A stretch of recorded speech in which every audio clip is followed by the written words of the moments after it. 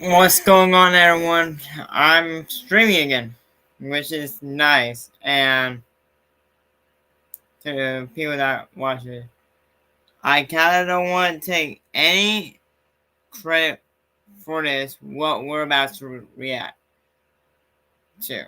This is Mckinley's story of Jack Shorty, her relationships, whatnot. So I don't want to take any credit to all the links down below, even the original link. So I'm going to give credit to her. I don't want to take credit because this is not my story. And I will not say any of this or not talk really about it because of it. Just to let you know. So, and yeah, about it. And yes, I'm going to stream more this time, but not on, because if you weren't, I wasn't really there this year to stream. I'm sorry about to you guys, but you know how content creators, music stars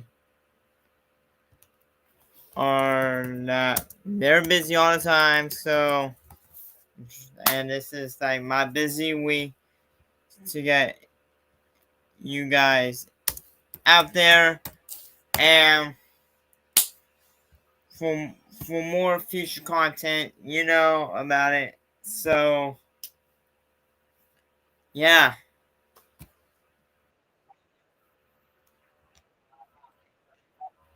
So um yeah, let's get right along with the, you know, the thing. And this will be on my podcast. FYI, so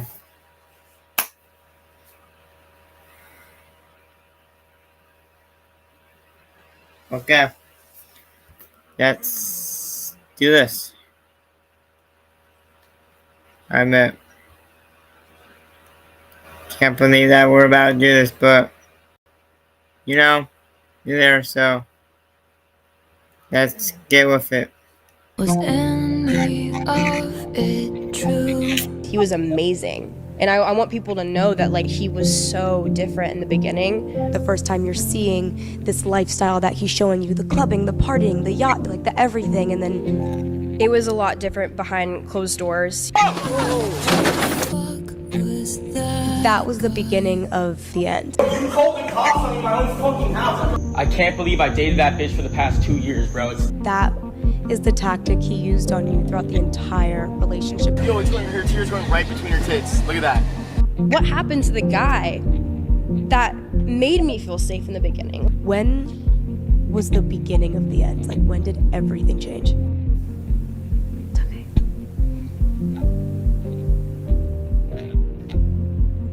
As you guys can see from the intro of this video, this is not like one of my regular podcasts. Before we start this podcast, I do want to say there will be no monetization off of this podcast. There will be no AdSense. I do not want to make a dime off of Mckinley's story. It is not my story to tell. I will not be speaking for a lot of this podcast because I feel as if it's not my place to speak. And we will be partnering with an organization to be able to help women who don't have the resources to help themselves. So without further ado, I want to introduce you to one of my bestest friends in the whole wide world. So without further ado, We are not officially partnering with any organization, but we have a few that are to the cause in the description of the video. I want to introduce you to one of my bestest friends in the whole wide world, Miss Mckinley Richardson. Hello. As you guys can see from the title of the video, this will be about your past relationship. Yeah, guys. Yeah. Grab a snack. get cozy, and yeah, I will let me get cozy actually. Okay, one sec, guys. Let me get cozy. Grab snack. Get cozy, guys. You know what to do. You know, it's about time, guys, for us. Yeah. What we want. So I'm about to change here. I'm about to get cozy because, well, we got a long podcast at night ahead from us, and we don't want for us to be that. Yeah, well, how am I gonna put it this way? For us to be like, yeah. Hey, Milo, what is that? Milo, what is that? Is that? They wonder, why ain't I cozy? Yeah. So, that's why we are doing this. And again, this is not my time to speak. I'm maybe, I'm going to say some words out, but not really, because this is not going to be a usual podcast.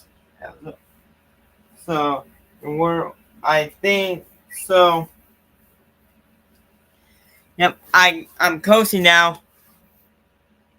Okay, let me change it up a bit. Okay, what's up, guys? I'm cozy now, and yeah, so this is not our original podcast. Again, just shout out before we continue and go on, but I want to say that if you haven't been following along with Jack Doherty, this is her side of the story. I know Jack Doherty's like a troublemaker. We all get that. A lot of us hate him because he pulls through girls whatnot. Yeah. He get drunk because this is not right. So this is her side story. Let the video begin. Okay. Hope you got snacks. And that keep going on with Mr. Jack Doherty. And I want to give you the opportunity to be able to completely tell your truth and your story. And I just want to say, like, I'm beyond, grateful that you are willing to come on my podcast and share it with everybody. And I want you to know that I love you so much. I love you. And don't make me cry. I know, I'm already. But let's start at the beginning. How did you meet him? How did you meet Jack Doherty? So I was living part-time in Vegas and LA as well. I was doing work, modeling, and I loved social media because I moved around my entire life. Social media was my avenue of making friends, and I had many friends in LA. One of them being Sam Frank, who is mutual friends, with Jack. Yeah.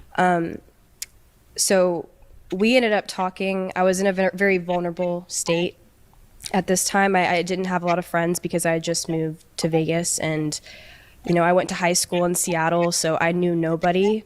So social media was my avenue, like fully. I had nothing else other than that. And she was kind enough to let me into her apartment and stay at her place. LA? This is in LA. Okay. Yeah. I was making money. I was, brand deals very wishy-washy. I would have, a day where I would make $1,000, and then, other days it would be Nice. lower. And I had, some sort of independence, but it was still something I was working towards. Social media was something that I've always been passionate about. When I was little, I was always filming videos. I was creating skits. My brother and my family were always in my little movies I made. So this was something I was extremely passionate about. So being there, I was working, I was modeling for brands, I was working with different photographers, and she ends up coming back to her apartment. She was out of town at the time when I was staying. And she came in and she basically told me, hey, my friends from Florida are in LA and they were wondering if you would like to film a video, a social media video. At the time, I didn't know who Jack was. I didn't know who any of them were.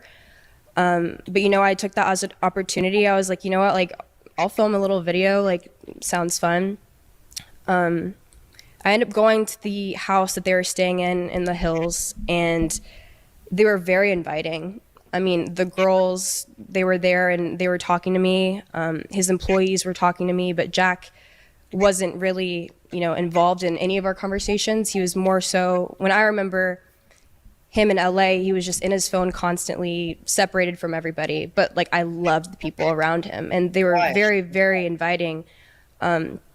I had great conversations with them. So I was having a good time. The videos that we filmed were quick and easy. At the time, I also didn't really understand the whole like OnlyFans aspect of it. I assumed, people have their content houses, and that was something that was very popular at that time, especially. So I was assuming, this is a group of people, they're from Florida and they're having so much fun, like as friends, they film videos together. That's their way of making their income. Until, I realized that the way they did make their money was through OnlyFans. And that was something that I didn't judge them for. I was, aware that they were doing that, but that was something I knew that I didn't want to do for myself. So, my parents were worried about me involving myself with people that, do that, because you are who you surround yourself with. And like at that time, my parents, I'm from Georgia, so very conservative. I grew up conservative. I grew up in church. So that was something that would be brought to me through other social media managers, even when I was underage. I was Really? 16, yeah, and I would have certain social media managers and people talk to me about not OnlyFans, but different types of platforms that I could post on and get away with it when I was younger. So that was something I was very, very negative opinions. I didn't want to do it. So I told my parents, I was like, don't worry about it. Like, I have a good head on my shoulders. I'm not that type of person that's like, oh, I'm going to do this and then do this completely different thing. I was very, that's just how I felt about it. But his employees, they would come up to me while I was there and they said, hey, would you ever do OnlyFans? Like, you would kill it. And I was like, no, absolutely not. That's something I promised myself I wouldn't do, no matter the amount of money, nothing. I just wouldn't do it. I'm sorry to cut you off. Yeah. So were his employees, like, were all the girls that were hanging out there, like Sam and I don't know, maybe Sam, Grace, and Michelle were were they there. so they made it clear that they managed these girls, or they Did not to me. It was very like unspoken, but like I kind of put the pieces together when I was Okay. there. I was just kind of like assuming that they had OnlyFans girls that were friends with them and that they filmed with them, not that they were involved in making money with them. I didn't know anything about that at the time, especially like OnlyFans management. I had no idea there was even a thing. Like, I thought you just made an OnlyFans and people with social media would make money, but I didn't know there was a whole back end of things. But instantly when I shut it down, the whole OnlyFans talk with his employees, I was like, just don't bring that up to me again. Even Sam, my friend at the time, was like, don't even like, don't ask my friend those questions, because she knew how I was. And like, she was like, that's actually offensive. Like, don't ask her anything about OnlyFans because she's not doing it. And they didn't ask me anymore, but they were like, well, let me know. Like, let me know if you want to. Again, at this time, I'm like, absolutely not. I ended up going back home to Vegas after that week of being there. I was hanging out with them every day for that week. I didn't stay at the house, but I was just hanging out with all of them. And they told me that they loved me and that they want me to come to Florida.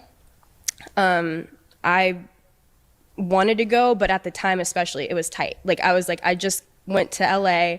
I spent a lot of money on Ubers, on food. Like, I remember telling them, like, I need to get my money up first. Like, I need to go home and work and just stay home. But maybe, like, one day I'll come to Florida, because they were very, very sweet to me. Like, the girls especially, I was like, oh my gosh, like, finally I have, like, a good group of people around me.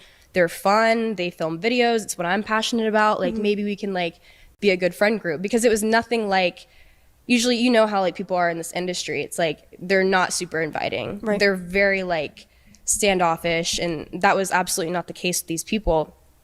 I end up going back home, and while I'm home in Vegas, I start getting texts, not from Jack, but the people that worked for him, like his cameraman and the girls especially. They would FaceTime me in the club and be like, you need to be here, like, I miss you so much, like, how are you, I miss you.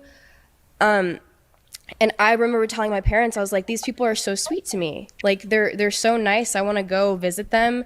It was spring break. I had never been to Miami. I'd never been to this side. And I was excited because they just kept saying how much fun we would have. And I had never been to a bar or a club in my life. And I was 20 years old. So ends up DMing me because I was telling them basically, you know, like, I want to really bad, but I don't want to go down there and have to, like, you know, figure out a way to eat, or like, yeah. You knew it was going to be expensive. I knew it was going to be expensive. And I also didn't really know what I was going to be walking into. I was like, I don't know where I'm going to stay. Like, I can't afford a place to stay. So I was asking, you know, Michelle, I was like, the only way I'm staying is if you're there and I'm staying in the same room as you, because I didn't want to go to a random house with random people being there. And I don't know, I was just uncomfortable. Especially knowing, you know, the whole OnlyFans aspect of it. I was like, I would like a girl there to be with me, you know. Especially given the last time guys asked you if you wanted to start an OnlyFans. So it was kind of like, when they're texting you, that goes on in your head, like, what? Exactly. Are the girls also staying in the house? That's a valid question. And that's what I was under the impression of, especially going to LA. I was like, there's such a tight-knit group. I feel like they probably have a house all together and that they live together. So I texted Michelle. I basically just wanted to make sure that she would be at the house and that we could stay in the same room, because I didn't really know these people. I hung out with them for a week, but still, like, I just wanted to make sure the girl that I was talking to the most would be there, because, you know, I didn't want to be alone, especially in that space. But later on, I found out that when I had texted her that I wanted to stay with her, she sent that to Jack, and then Jack said, the only bed available is mine. But at this time, Jack and I were not even on talking terms. We didn't even have each other's phone number. This came out later on terms. We didn't even have each other's phone number. But at this time, and then Jack said, the only bed available is mine. But at this time... What? Okay, so...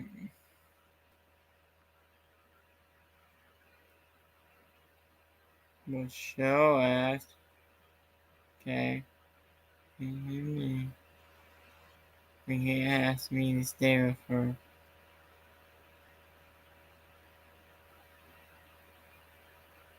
Okay, and then she said, only bed available is my bed though.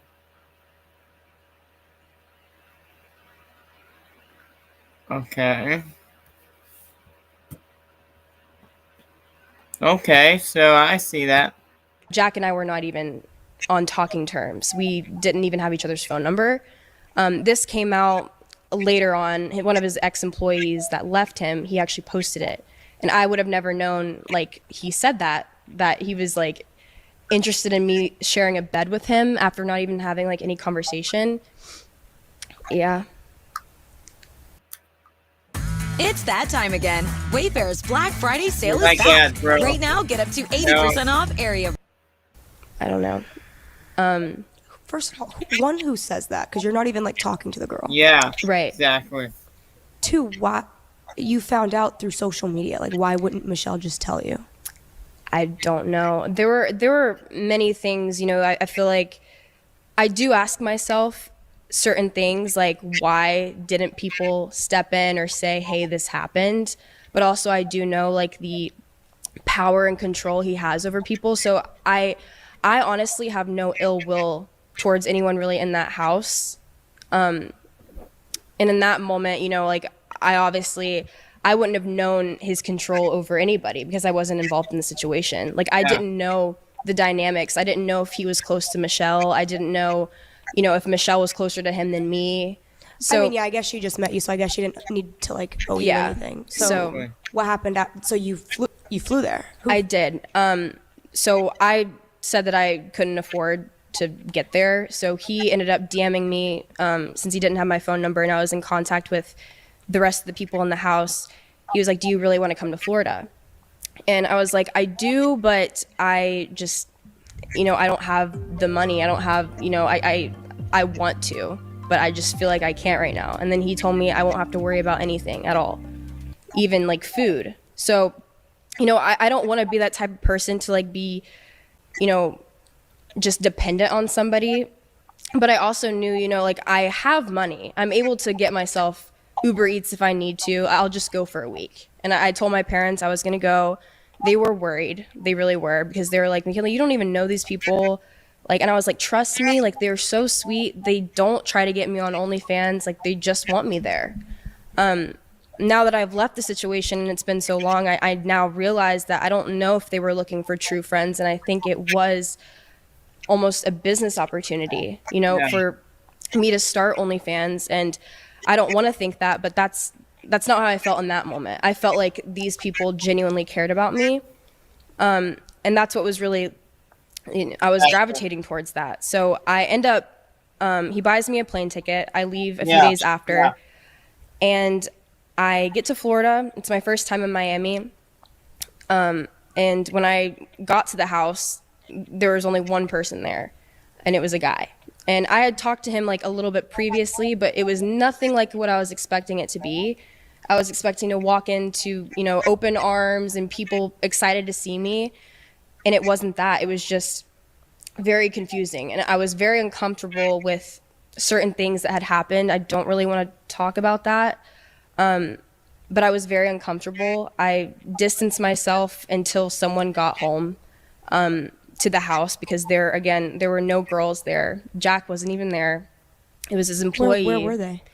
I think they were getting alcohol, I'm pretty sure, because they were planning to go to Rock Bar, which is this club. But I locked myself in my room, waiting for somebody to come home. I was, you know, just chilling. Did you text them like, hey, I'm here? Like, I texted Michelle and said, hey, where are you at?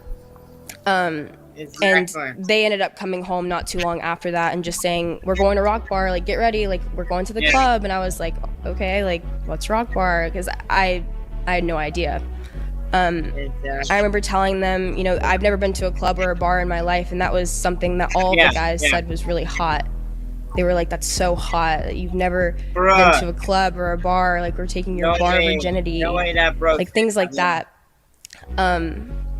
Yeah, I never drank publicly. Like that was something that was kind of scary to me, especially in that moment. Like I had drank before, obviously, like in high school, and you'd have parties here and there, but this is something like completely different. But we end up getting ready, going to Rock Bar, and for that entire week it was just so fun and it was positive, and OnlyFans wasn't brought up to me. It was just, you know, all of us drinking, and for the first time in my life I had drank heavily. And the same goes for everybody. I think, you know, we were all intoxicated. I think for that whole. Also, maybe when you go into a situation, and like I'm not saying it applies to everyone. Like I'm not saying this applies to everybody, but in a common situation, you drink. Let me just say something here. Before we continue this video, if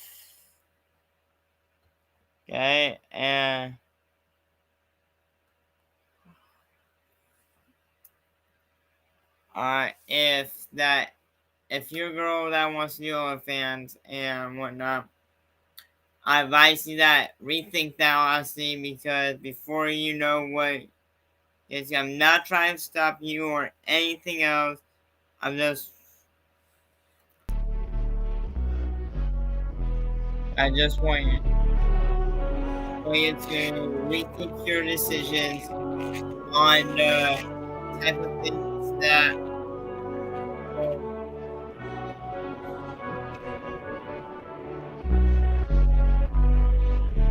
type of things that will get yourself into trouble and yeah.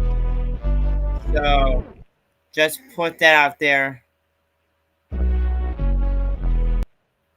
Back to the video. To let loose to become better friends. Absolutely. You it was the like, icebreaker. It was easy. It's easier to take a couple drinks, a couple shots, and then have a fucking conversation than it is to just enter, go to a bar and be like, so like last time I saw you, get what I'm saying? Yeah. So like obviously everyone was gonna get. Yeah, it was definitely the icebreaker to everything, and what I believe was the icebreaker with Jack and I, because we didn't have any conversations really before that. He was very quiet and like to himself. But once we started drinking, and that whole week that I was there, and he was, we were on yachts every day and going to dinners and then going to the club after dinner, and it was this repetitive thing that we kept doing. And every time Jack would drink, he would just, he would kiss me, and then he would say like, "You're the most beautiful girl I've ever seen. I know you're my wife because I'm not doing, you don't do OnlyFans." He would tell me, "I know you're my wife because my wife would never do OnlyFans." So that kind of stuck with me. I was like, he's supportive of me, and like maybe I could just be like a supportive girlfriend and not do the whole OnlyFans thing. But at this time, I didn't know his involvement. I had no idea. Not at all. He was very private with everything. Even to this day, I don't know. Was he like, so this whole yacht thing, like, is he, so you found him only talking to you when you guys were fucked up? Yes, because we were drunk every day. Like when I tell you, like I haven't been through that, and even like now, like I could never keep up with that. I don't know if it was because it was even like every day. Like when I tell you, like I haven't been through that, and even like like when I tell you, like Adriel X McLaren. I haven't been through that, and even like now, like I could never keep up with that. I don't know if it was because it was so new for me, and it was also kind of new for him. I had learned because his brother and his parents would confide in, people that were closer to him, because I was new. They didn't really know me that well, but they were just really worried about his drinking, because they were like, that has never been a problem with him. Why is he doing it now? And I was just as confused, because I'm like, well, I'm not like this, so I'm not bringing this side out of him because I don't drink. I don't do any of this type of stuff. But he would get so blacked out drunk, like to the point of like not knowing where he is, forgetting everything, passing out. So anyways, I realized at this point, it's time to go home. I need to go home because I had a prior obligation for work, and it was going to Coachella. I was going with a brand. They flew me out, and it was my favorite brand. I had worked with them like a few times before that, and I told Jack what I was doing. I told him I was going to Coachella, and he tried to get me not to go at first. He was like, "Why can't you just cancel it?" And I was like, well, this is something like I really want to go to Coachella. I've never been before. A brand is flying me out. I'm working for them. I signed contracts. Like I was really excited for it. I was pumped. But he just was like, "I don't want you to leave. I want you to be here. I want you to be here." So did you guys like, would you say like you guys are talking now? Like after like getting drunk, like you guys would kiss? Would you wake up and be like flirting with each other? Not sober. It was the really weird situation. I feel like he was, we would drink every day, but then, he would take me to dinner, but he would be in his phone, kind of like in and out of, the conversations. But I was just like, well, maybe he's just shy. Maybe he's quiet, because everyone around me is telling me he really likes you. Like I can tell he really, really likes you. And, as this is happening, I'm in the front seat of his car. We're, sharing a bed, and we had never done anything at all, and I kind of respected that. I was like, it's hard to find a guy, especially at this age, that doesn't try to do something with me. I've been used to like guys that like are very attracted to just doing something, and I think that's why, you know, like just very sexual attraction. And that was something that was a lot different. And I was like, well, maybe like I can start to get to know his more emotional side. And it was like a friendship. It started out with a friendship, but also at the same time when we would drink, he would confess his feelings and he would say how he felt about me. And I was like, well, you know, people would tell me, you know, his sober thoughts are his drunk words, you know? So, again, that was his way of like, I guess, gaining confidence enough to talk to me. And then his friends, they would talk to me a lot more than he would directly, but they would always tell me what he would talk about, like saying like, I'm so pretty and like all this stuff. So that was like my validation. Obviously you like. Yeah, I'm starting to like him. Right. But within that first week, something horrible happened to me. Emergency Autoland activating. I saw that. Start saving early and get ready for the year's biggest deals at the Living Spaces Black Friday event. Find a variety of items. He had a hometown friend there that he had known. Staying with us in the house. Okay. He had just came from New York because that's where Jack is from. They apparently had went to high school together. Mm-hmm. We went out this one night. Jack and I are obviously very together. Like we were hugging on each other, all over each other. And I even remember his name's. I remember came up to both of us and was like, "You guys are so cute." Like so. I remember each other, all over each other. And I even remember his name's. I remember came up to both of us and was like, "You guys are so cute." Like so he obviously knew. He had a girlfriend that was in New York as well, but he was here for spring break and just to, you know, see Jack. He was very respectful, didn't really talk to me that much. We ended up going back home. We're, you know, drunk. I wasn't as drunk as I would normally be because Jack was really drunk. And I would also make sure he was okay and make sure everyone got home safe. He had his jewelry on, and I would even change him because he would be so intoxicated. Exactly. So we end up going to bed. And I just remember waking up and his hand was in my pants. I was in the middle of, and his hand was and I just remember waking up and his hand was in my pants. I was in the middle of him and Jack. Yeah, everyone, this is where the part that gets emotional there. And I just felt so violated and scared. Like I had never been through a situation like that ever. And not knowing who it was, like I just woke up to a dark figure in the room next to me, laying in bed with his hands in my pants. I woke up freaking out. I pushed him away from me, and I'm like trying to tap Jack, and I'm like, Jack, and he's drunk as shit. I'm like, I don't know what to do. I'm pushing this guy off of me, and he doesn't care. I turned to the side, like closer to Jack, and I'm like trying to tap him. I'm basically on top of Jack in his back. And he just is saying, I'm gonna fuck you right now. And I woke him up, and Jack woke up, and he was like, I was like, get him out of here. Like, I don't know what to do. And he's trying to hump me from the back while I'm talking to Jack, and Jack is awake. And Jack is like, bro, get out of here. Like, what are you doing? Go. And he was like, I don't give a fuck. I'm fucking her right now. And I was just shaking. I was crying. I was in shock. And he just gets up and leaves the room. And I stayed awake that whole entire night.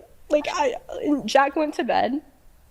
And I just was like, there's no way that fucking happened to me right now. Like, I don't know what to do. I wanted to go home. But I was like, well, in the morning, like, I guess, like, Jack will remember, like, you know, like, what happened. Yeah. We end up waking up, and he was ready to go out the door for breakfast. And this guy meets us there at breakfast, and I'm sitting across from him the entire time. I'm like, I couldn't even look at him. You didn't talk to Jack about it in the morning? I didn't talk to him in that moment. I didn't even see him that day. No, you didn't talk to Jack. You didn't say, like, do you remember what happened? Not at this point, because I thought he was aware. I thought Jack remembered what happened that night and that we would talk about it, and it wasn't brought up. And I was like, you know, everyone was ready for breakfast. I'm around a group of people. He was just like in our living room. I also am like, I don't know what to say, you know, to Jack, because like this is his hometown friend. I don't like, this is horrible. Like, I can't believe he did that to me, and I can't believe he did that to Jack. Like, knowing that we were talking and I was laying in his friend's bed, he still came into the room and did that to me. So while we're at breakfast, I'm like holding my tongue. I'm like, I wish I talked to Jack before we fucking went to breakfast, because now I'm sitting across from this man who did this to me. I can't even, like, I was in my phone the entire time. I was like so uncomfortable trying to figure out a way to like tell everyone I needed to leave without causing a scene, because when you're in that situation, you don't know it. You don't know that you'll act that way, but like I was terrified to tell anyone. I felt ashamed, even though I had woken up with him doing that to me, and it was nothing in my control. I couldn't control that happening, but for some reason, like, I felt uncomfortable telling anybody. Yeah. But we ended up going back home, and I pulled Jack aside. I was like, I need to talk to you. And I was like, do you remember what happened last night? He was like, what are you talking about? What are you talking about? And I was like, he did that to me. Like, and I explained it in detail, and he was like, holy shit. He was like, oh my God, like, I'm so sorry. He was hugging me. I was emotional, and I could tell he was getting emotional. And I just remember him going outside and telling Logan, who was his friend that he worked with, and like all of the guys that were there. And I don't know what conversation they had with him, but from that day forward, I had never seen ever again. Like, Jack fully cut him off. He wasn't at the house at all. And it eventually came out, like, later on, while Jack and I were dating for over a year, he had texted Jack and apologized and said that he was on drugs that night, and he was tested positive. And he said, I'm so sorry. I don't know what came over me. I was on drugs. I know. I don't know. Fucking shit. Sick fuck. I know. So that was like a traumatic experience that I had that I had never been through. And Jack was the one person that was there that knew about it, that he was in the same bed as me, and he was there, and he comforted me. And I told him, I was like, I just want to go home. Like, I don't want to be here anymore. I'm so uncomfortable. Obviously. And he was just like, no, like, you're amazing. Like, I'm so sorry. Like, this happened to you. I'm going to protect you. This will never happen ever again. Like, you're safe with me. Like, you can stay in my bed. You can be with me. You're going to be okay. So I think that was the initial, you know, protective instincts that he showed me. And I guess the loyalty, even though he grew up with this person and knew him, and it was a childhood friend, even though like he did something so fucked up, like, he was really there for me in that moment. So I ended up going back home and going to LA, and I went to Coachella. I still don't know what the whole situation was. I didn't tell my parents about the whole thing because, again, I felt disgusting. I didn't want to talk about it. And also, I knew they were going to be like, you shouldn't be in that situation. But I knew that Jack felt different and would protect me now. Like, that's what I, was assuming, that he would never let anything like that happen to me ever again. I think, too, maybe, like, when something, like, obviously, like, that is so incredibly traumatic to a point where, like, you bonded over that.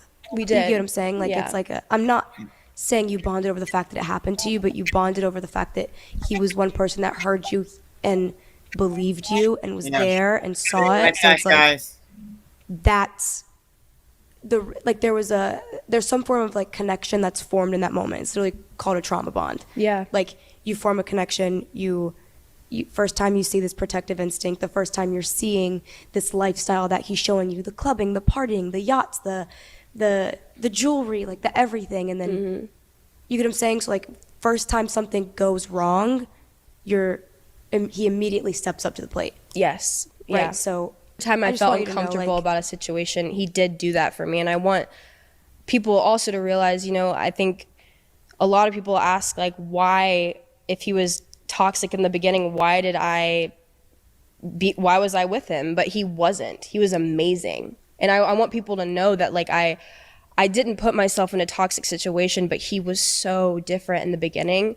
And I know, like, what people see of him online, like, it's obviously negative and all this stuff, but that wasn't who I fell for. It was not that. It was a protector. It was a provider. It was someone that had respect for me and, you know, just made sure I was okay and opening the car door for me, taking me out to dinner, very respectful. Showing you a world of opportunities too. Absolutely. And I also, on top of that, knew, like, everyone's passionate about the same thing. So, like, it couldn't get better. I was like, these people love social media. They do fun skits all the time. Like, he was involving me in videos without having OnlyFans, a little bit here and there. Like, they would have, like, a little skit and then it was fun and I would be like, oh, that was funny. And it had nothing to do with, you know, the whole OnlyFans side of things. But they did involve me in a little bit. But for the most part, that whole entire month of us hanging out with each other was just strictly clubs, yachts, drinking, dinner, fun. Like, that was that. So I ended up going to Coachella. I had a great time, like, so much fun, because I was also like, you know, I have this group of people around me, a bunch of girls that I was friends with and did a lot of things before I had met Jack. That was kind of like my friend group, but it was like also for social media as well. They were very nice girls. So Jack was in the back of my mind. I was like, I wonder what he's doing. But I did see that he was, like, with new girls. So I was like, like, I don't know if I'm going to go back to Florida. Like, he seems to, like, be talking to other females. And I didn't really know. It was very up in the air. We weren't really texting. And then when I had came back from Coachella, the day after Coachella ended, he texted me. He had just been through, I guess, a bad time because he had gotten his Lambo, like the new car, and there was a huge flood in Florida. Oh, yeah, I remember that. Yeah, so that was, like, horrible for him at that time because his whole house was flooded. His car, he thought, was totaled. A lot of people in the house's cars were totaled. So he was like, I really need you. Like, I want you to come early and I want you to come back because I need you. And I was like, wow, like, I wasn't expecting him to say that. Like, he needed me. Like, he was there for me. He was there for me when things went wrong. So, like, I want to be there for him and I want to be able to support him through whatever he's going through. I know it was a hard time for him. He had lost his house. So, guys, what's up? I ended up planning a trip back. My parents, again, they're like, McKinley, are you ever going to come back home? Like, are you like, you keep traveling? And I was like, listen, like, I'm just having the time of my life right now. Like, I'm having so much fun. I'm with people that love me and care about me. I go back to Florida and he bought my ticket. Again, I also want to say it was always one ways. It was always a one-way ticket. It was never a return flight back. So I would just, you know, it was up in the air. What do you mean? Like, he wouldn't buy you a round trip? Yeah. So it was always like, let me just buy you a ticket and we'll figure it out as we go. And that's what he said? Yeah. I guess that's kind of where his head was at with things. I didn't really look at it like in a weird way. I was just kind of like that's a control tactic. Yeah. I want you to know that. I know you know that, but like, yeah, that's so clearly him just controlling when you go, where you stay. Yeah. Absolutely. You get what I'm saying? Yeah. Like, that's. Yeah. I don't know. I mean, I get it. Like, I can wrap my head around the fact that, like, okay, you meet this new girl, you're like so obsessed, like, you know what I mean? Like, I want to, you know, when you first meet somebody, you want to be around them 24/7. Yeah. So it's like, I get it. Like, oh, I just want her to stay. Like, I don't want her to go. I don't want her to go. But like, realistically, like, hey, do you have a commitment? Do you have something to do? Like, I'll buy you your flight back. Like, no worries. Like, what do you have to do? Like, but just, I don't know. Yeah, at that time I was looking at it as he wants me there, and like, but now, after everything, it makes more sense. He wanted me there, but I was on my flight. I had a red eye, and before I went on the flight, he FaceTimed me with the whole group of people. It was Michelle and like all these girls, and they were just like, "I'm so excited to see you! Like, we're gonna have so much fun. We're going out to the club tonight. I hope you have a safe flight. I'll see you in the morning." And I was like, you guys have fun. Like, I'll see you soon. Jack was like, I miss you. I can't wait to see you. And I was like, okay, like, I feel like vibes have changed, like, between us. Like, I think he actually is, you know, interested in me and, like, wants to get to know me. So I landed. I came to the house. It was a new house. They were staying in Airbnb because the one had flooded. And when I walked in, nobody was downstairs. It actually looked like a crazy, like, rager went on. Like, there was alcohol everywhere, Solo cups everywhere. It was a mess. So I remember, since no one was up and awake, even Jack, I was cleaning the area because I don't know. What? I was just cleaning. I felt like Why? I don't know. I was very, I don't know. I started cleaning. OCD. Okay. So as I'm cleaning, I look towards the stairs and I see this girl I've never seen in my life before. I had not met her. I didn't see any pictures of her. She walks downstairs and I'm just like, well, okay, well, I don't know who that is. We didn't really speak or talk. It was a little awkward. And then he walks downstairs and just starts laughing, like, with his friends. And I was just like, like, what's going on? He was very awkward hugging me. And I was like, this doesn't, like, seem right. Like, I'm confused. As soon as everyone wakes up and, like, the girls come to me, even his own friends, everyone that worked for him came up to me and said, listen, Jack hooked up with a girl last night. I don't want you to freak out. Oh, yeah, fuck me. I'm not gonna. Right. What are you fucking talking about? I just flew fucking across the fucking nation. Right. That's what I was really upset. Like, my stomach, like, I felt like a pit. I was like, damn, bro. But then they were like, but it's okay because he said that he thought it was you. Yeah. Oh my god. Yeah. Out of every fucking excuse ever. Okay, because he like a pit. I was like, damn, bro. But then they were like, but it's okay because he said that he thought it was you. Oh my god. Yeah. Oh my. Yeah. Out of every fucking excuse ever, like actually ever, I've never heard of. No, me neither. Genuine. We look nothing alike. No, you don't get it. I thought it was you. Right. No, I fucked her because I thought it was your pussy. Right. Yeah. Sorry, that just pissed me off. No, I mean, she had brown eyes. Your pussy. It was you. Right. No, I fucked her because I thought it was your pussy. Right. Yeah. Sorry, that just pissed me off. No, I mean, she had brown eyes. Like, nothing. Yeah, like, we looked nothing alike. But She had like black hair, like jet black hair. It wasn't my hair. It was not my hair. But when they told me that, I was like, whatever. Like, I'm not that dumb. Like, I was like, okay, he obviously hooked up with this girl. She was sleeping in, my spot in bed with him. I was upset. I was hurt. But I was like, you know what? I'm not looking, like, we're not together. We're not labeled. But I was like, but I am here with all of these people. I don't know a lot of people, but we're always going out, meeting new people. Like, let me just, like, hang out with everybody. And if he's that way. Like, okay, so you were just thinking, like, okay, it's casual. I was like, well, I'm just still taking this opportunity. Like, he's a cool guy. We're probably not going to date because he's doing these things. But, like, I'm down to meet new people. I'm down to be with my friends. Yeah, like, I was already friends with the people that had invited me down there, and Jack was just someone that, like, I started to get to know, and, like, I wasn't expecting it. So I took it for how it was. I was like, let's just see how the day goes, and that was the day I met you. That was the day that we went on the yacht, the prank. Yeah. Yeah, babe. You're wearing a yellow bikini. Bitch, talk about bad timing. No, it was, like, really bad timing. By the way. Okay, let me preface here. Okay, now I look like a piece of shit, but I didn't know. You didn't know. You didn't know. The day I met Mckinley, I was like working with Jack.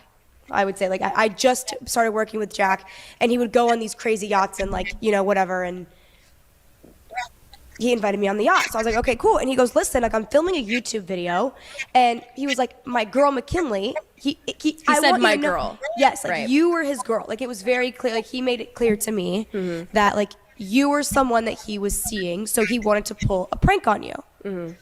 And he was like, the video was that Mckinley was gonna catch me and Jack, like, in this, like, yacht bedroom together, and there were, like, cameras everywhere, and she was gonna walk in, and it was gonna seem like You guys were together. We were together, and you were supposed to see it, and I was supposed to be like, oh, no, it's a prank. Wait.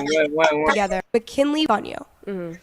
And he was like, the video was he wanted to pull a prank on you. And he was like, the video was that Mckinley was going to catch me and Jack, like, in this, like, yacht bedroom. McKinley was going to... And he was like, the video was that McKinley was going to catch me and Jack, like, in this, like, yacht bedroom together. And there were, like, cameras everywhere, and she was going to walk in, and it was going to seem like... You guys were together. We were together, and you were supposed to see it, and I was supposed to be like, oh, no, it's a prank. That was a real thing that happened, and me not knowing that a real situation like this happened. The day that you did it? Yeah.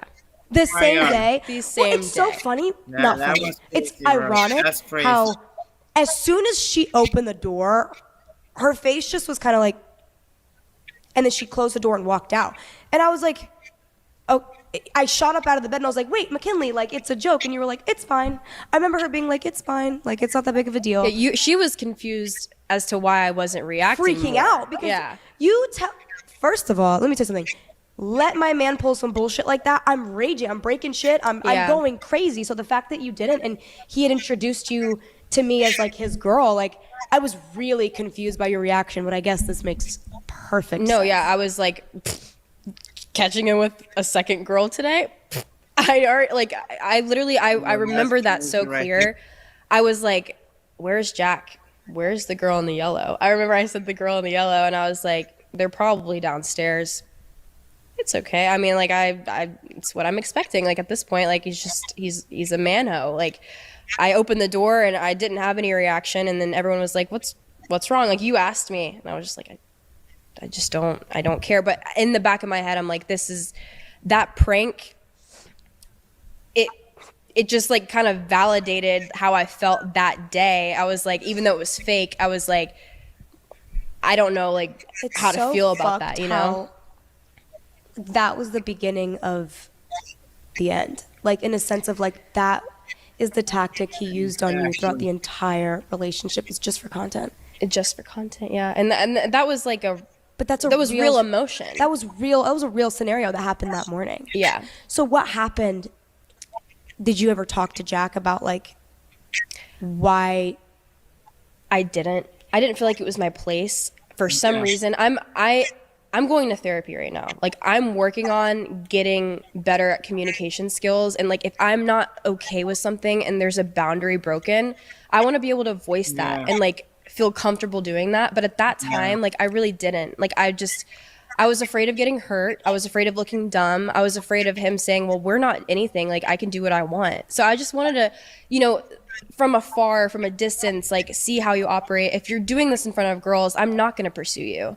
Like, if you're doing all of this in front of me, then it's wraps. Like, we're not going to be doing anything. And that was something, like, I feel like I made very, very apparent to him. I was like, loyalty is my number one thing. Like, loyalty, because I'm a loyal friend. I'm a loyal girlfriend. I'm so loyal to people. And that's the only thing I want is loyalty and respect. He was so respectful to me. Like, when I tell you, like, he would even go as far as saying, I could never imagine getting mad at you or yelling at you. You're too sweet. You're too unproblematic. That's what I love about you so much, is that you're so unproblematic. You're not confrontational. Like, he was so respectful. And I'm not a confrontational person. I don't like confrontation.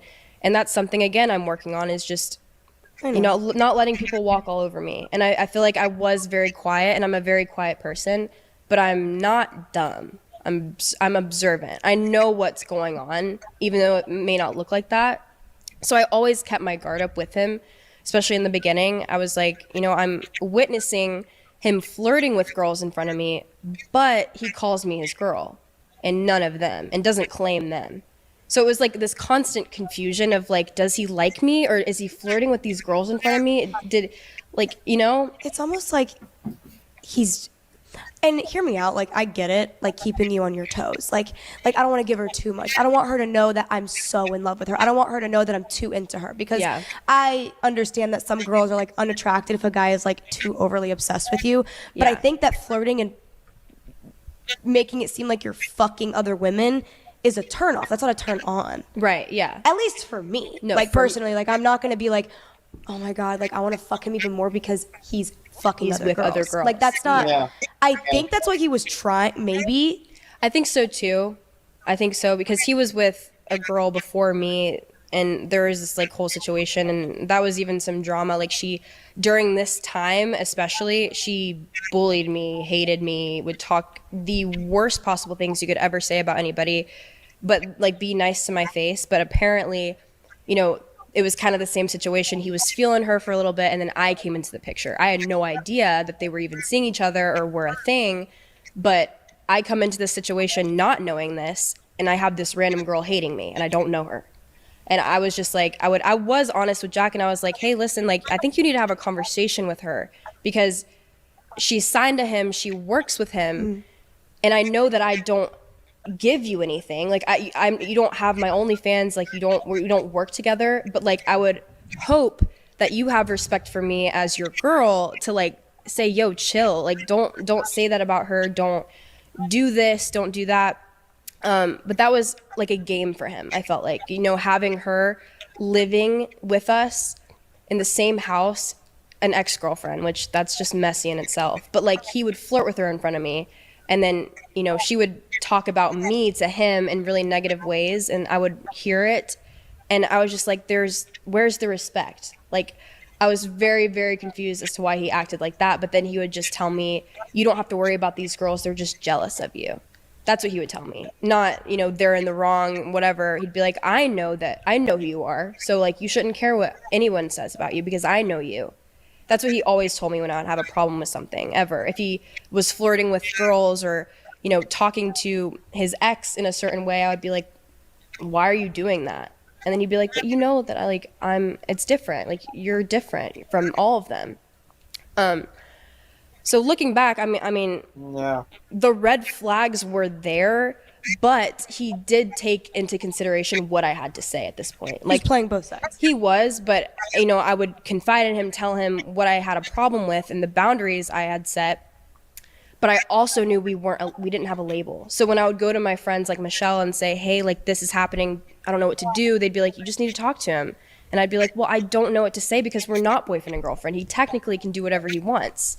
So, you know, I was always really confused. I was like, is he going to ask me to be his girlfriend? Is he going to continue to kind of disrespect me because we don't have a label on it and he feels like he can? So that was something I was very confused with.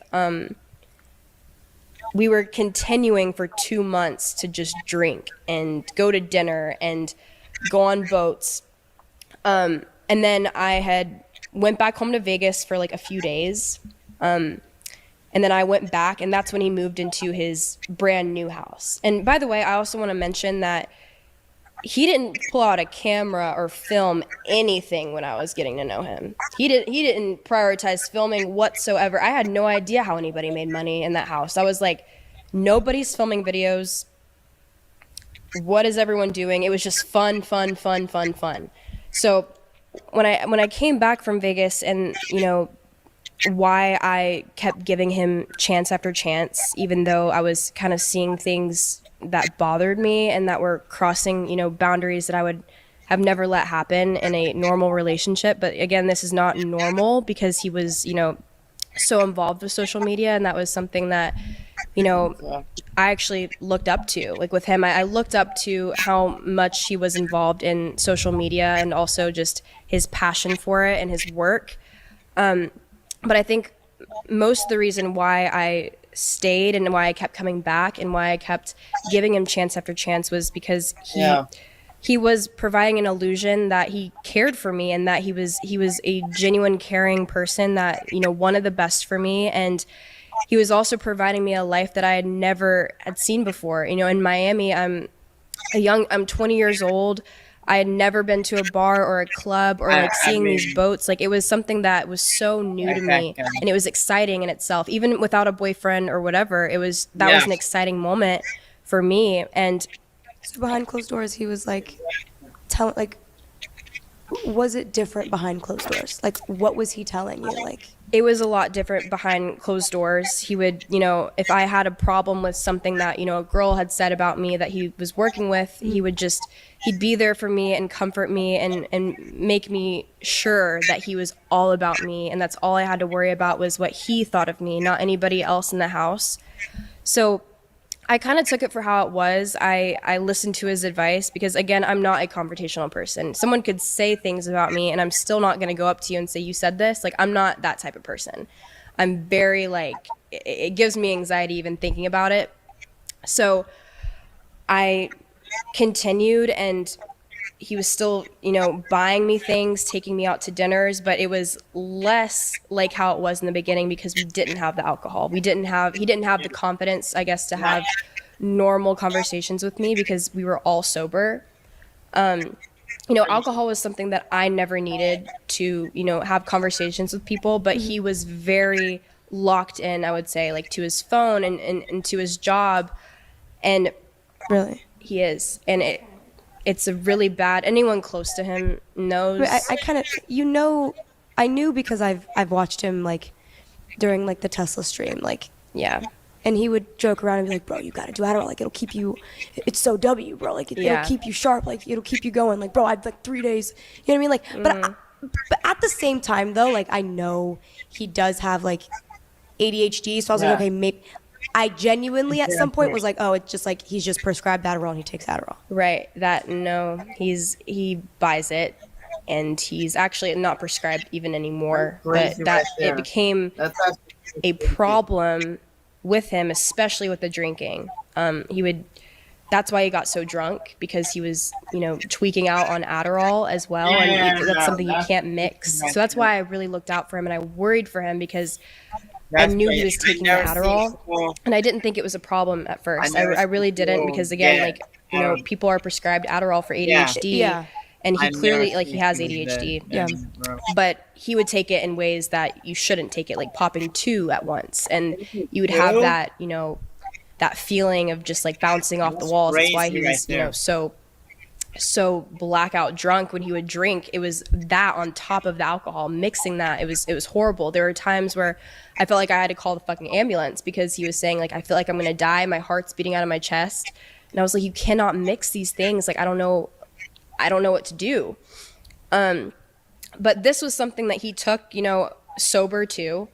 When I went there and we went to the new house and he started filming more, his way of success was Adderall, and he would always make jokes about that. He would give it to his employees. He would say, you'll work better if you take this. You'll be more sharp, you'll be more efficient, like you said. He really tried to get a lot of his employees on it because they were doing exactly what he was doing. He needs his filmer to be on Adderall. He would want the people he's working with to be on the same page, because you're just go, go, go, constant go. So again, I felt very uninvolved in everything, and on top of that, he would, shower me with gifts and spoil me, and that was something that, I was very thankful for, but it also became very negative because I realized that the girls were really upset about it, and I was confused because I was like, are they just... He was telling me they were jealous. I was like, well, it might be that, but it's why are they so upset at you getting me these things if you're not if you don't have a relationship with any of the other girls? It's just a little weird, because if I'm your girl, then it wouldn't be weird for them to see that you're buying me anything. Exactly. So a few weeks pass, I'm still doing my things. I'm getting sent, clothes, and I'm modeling the clothes, and I'm doing brand deals in the house. And I remember one of the girls had a conversation with him and just said, what value does she bring to you? She brings no value. She makes you no money. Huh? Yeah. She was like, all she does is take selfies, and she's around the house, and she does this. She's unemployed. She doesn't do anything. She doesn't make you any money.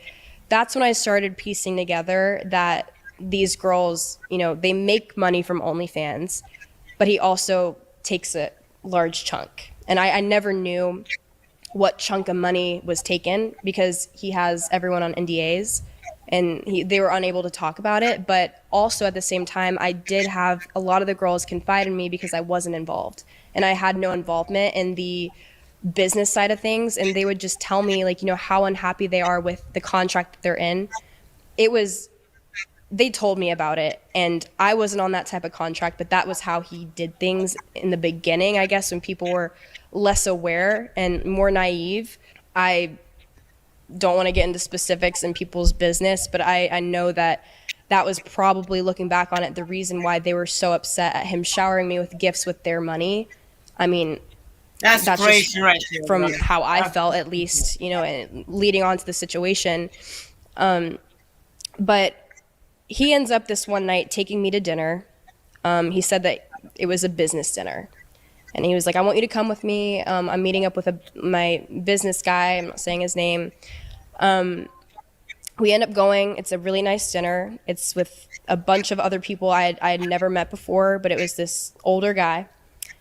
And Jack introduced me to him. We start talking a little bit, and he just brings up, so why don't you have an OnlyFans? This man, he's like in his 40s. And you've never met him before? Never had met him before. I was like, well, it kind of caught me off guard, especially like coming from an older man. I was just kind of like, that's the first thing you say to me is, why don't you have an OnlyFans? I was like, it's against my morals. That's all I said. I was like, it's just the way I was raised. Like, I that's something not in the cards for me. And I'm firm on that. And he said, fuck your morals. Why? He said, fuck your morals. And I didn't know what to say to that. Like, I've never had anyone, especially, you know, again, an older person saying that to me. And I was really offended. I was sitting there at the dinner table, you know, they're just talking about random things. And when we got in the car, I told Jack, I was like, I'm offended. Like, I don't want you to put me in a situation like that ever again, because you know how I feel about all of this. And that was like really like awkward for me. And I don't want you to do that to me again. So he apologized. He said he wasn't going to bring it up again. And in that moment, just piecing everything together, I think that's when he realized you were serious. I was serious. I didn't want to do it. No matter how many people asked me, he never asked me. He never did, but his people would ask me. His so he would go and tell people like, yo, do you think she'll do it? Like, you think this week if I fly her out here, she'll do it? Mm-hmm. Or if I buy her this, if I do this, if I do that. So he realized that. I was very firm on it. I even went so far to tell him, don't do that to me again. Like, that was offensive. Please don't do that to me again. So we go back. The dynamic at this point has changed. Like, I feel very alone. I feel like I should leave because he's, you know, still flirting with me. We're still sleeping in the same bed. He's still like, had you guys hooked up here? No. We didn't hook up or do anything for a year and a half into our relationship. Nothing. I know. No head? Nothing. No head. But no. You went a year and a half, no head? None of that. He went a year and a half, no head? No, not I mean, at you would all. want to give him head, but regardless. Continue. Yeah. So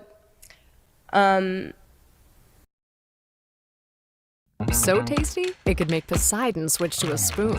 Wholly divine taste from the Greek gods.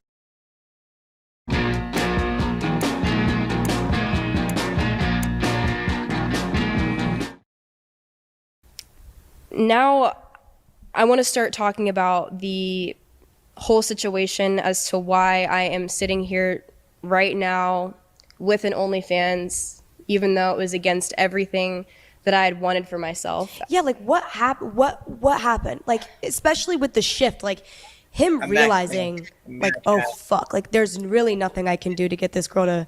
Yeah. Why didn't he send you home? Well, he kind of tried to do that. I'll never forget this night because it was honestly the night that changed my life. For a long time, I beat myself up over it. Even like to this day, I'm like, I wish I wasn't as naive. But again, like, I cannot blame myself for feeling this way, like, ever. I know. It is not your fault. I know. I have to remember that. It is not your fault, McKinley. I know. Yeah, exactly. It's not your fault. Yeah. Okay? Yeah. So don't it happened and it's not your fault. Yeah.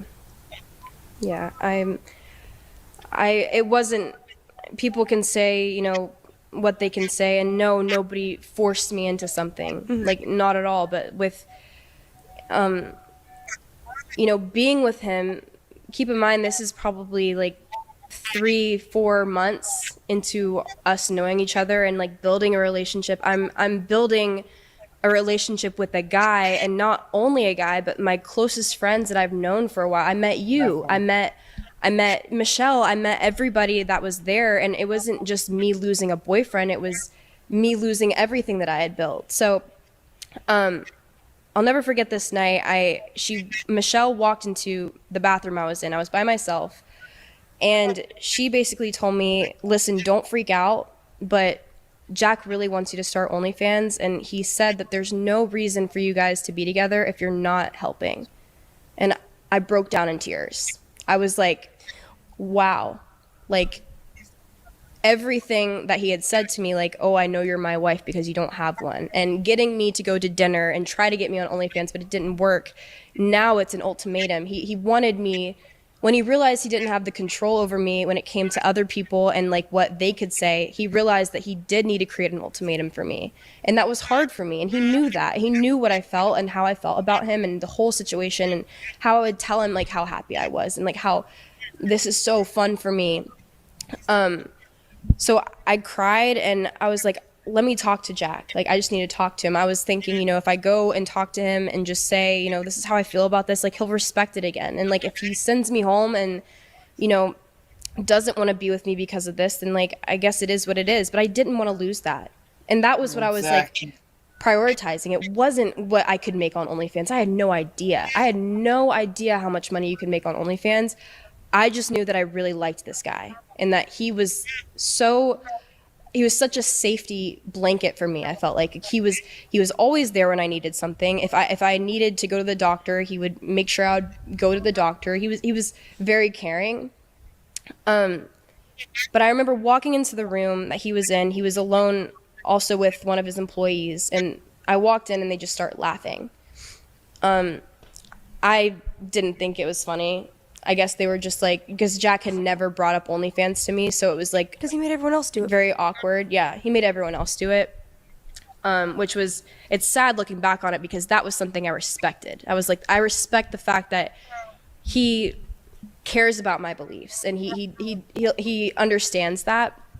And by the way, I also again want to say, I had no idea what he was doing and what business deals he had with these people. I was just trusting him as someone that cared about me. Like, I didn't think he would fuck me over. I didn't think anything of it. I was like, well, maybe this will be a good decision. After talking to him, I was explaining how this is not in the cards for me, Jack. Like, I don't know what to do. Like, my parents, like, I can't even imagine what they would think if I did this. And he was like, your parents are going to get over it. Like, they're going to realize how much money you're going to make. And I was like, am I though? Like, I had no idea. I was like, am I going to make money? I don't know. And they were like, you are going to be very well off. They were like, this is going to be the biggest success ever. And Jack was telling me, he was like, you're going to be, you know, my main girl. Like, we can post together. We can finally act like boyfriend and girlfriend. We can start doing things together. And like, it's not reasonable for you to be in my life if you're not involved in my life. And I understood that at the time. Now, if that was said to me, it would be a lot different. I think we changed so much. When I was 20, I'm not the same person as I was when I was 20. Like, I've grown a lot in these 2 years, and I really believe that me being a supportive girlfriend, if I am in this, and he does YouTube and all of these things, and he's filming his life constantly, why wouldn't I, you know, help him? It was never a me thing. It was never, oh, I think I should do this. I think we would do great together. It was him and saying he had a vision and that we could make something great. So I tried to shut down the conversation and I just agreed to it. And in my head, I was like, I am not doing this. I'll have a conversation with him tomorrow and I'll just be like, listen, I've been thinking about it.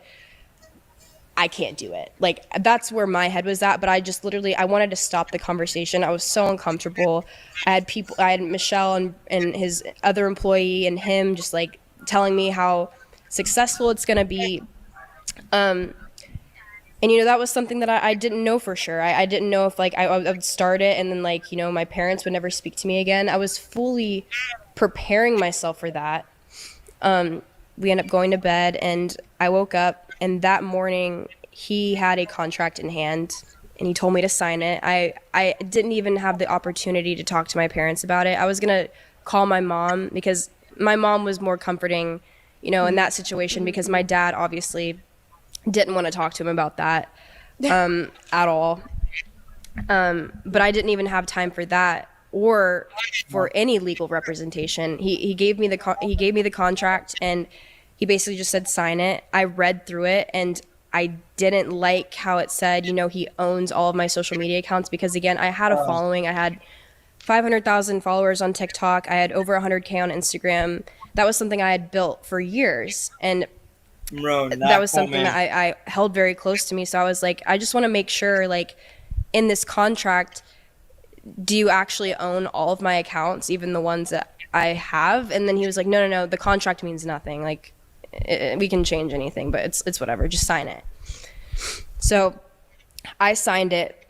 And then first words that came out of his mouth were, "You're now Jack Doherty's girlfriend." And that was the day that we had a label. I was still waiting on the, you know, actual ask and like the, "Hey, will you be my girlfriend?" But from that day forward, he filmed videos with me, and called me his girlfriend online. So I was like, well, at least he's labeling it as we're boyfriend and girlfriend online. That's different than what he used to do. Like, he didn't do any of that. But again, I'm still lacking the, "Hey, will you be my girlfriend?" Like, we're dating now. Like, we never talked about it. It was just kind of unspoken.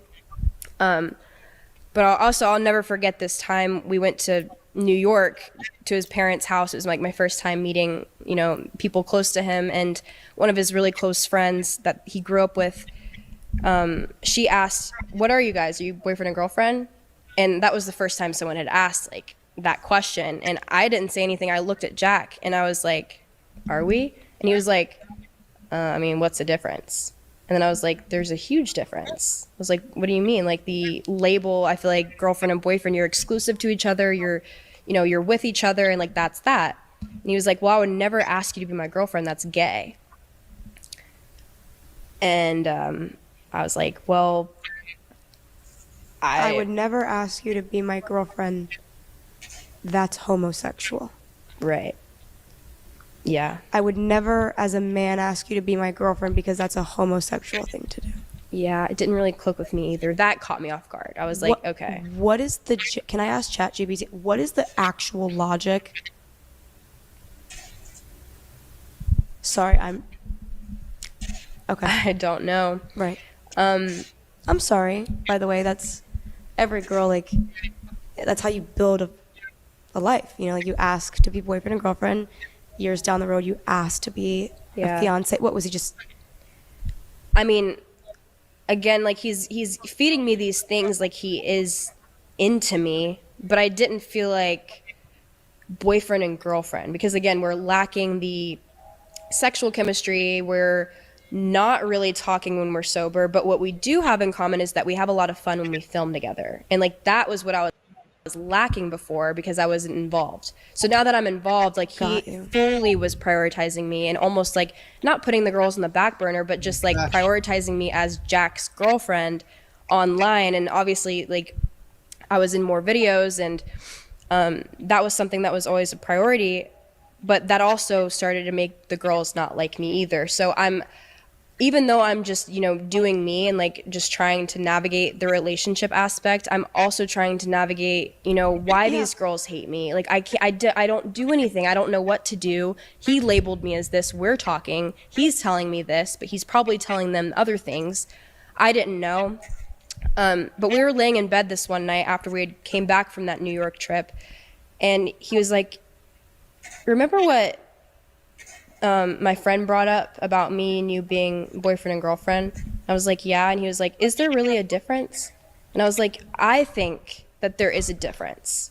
And then he was like, well, I mean, I always said it was gay when you ask someone to be your girlfriend, but I guess I'll be gay. Do you want to be my girlfriend? That's how he asked me.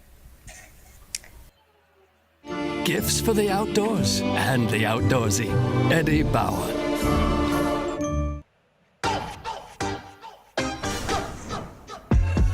Ready, set, go like 1, 2, 3. Coming in hot, I get runty. Jealous say cry, I got that thing. Better turn up the heat, gotta raise my feet like. And you know I'm the realest. Never seen it done, so you put it on your wish list. Go ahead, dance big, get the gist. Better do your thing, cause you can't resist.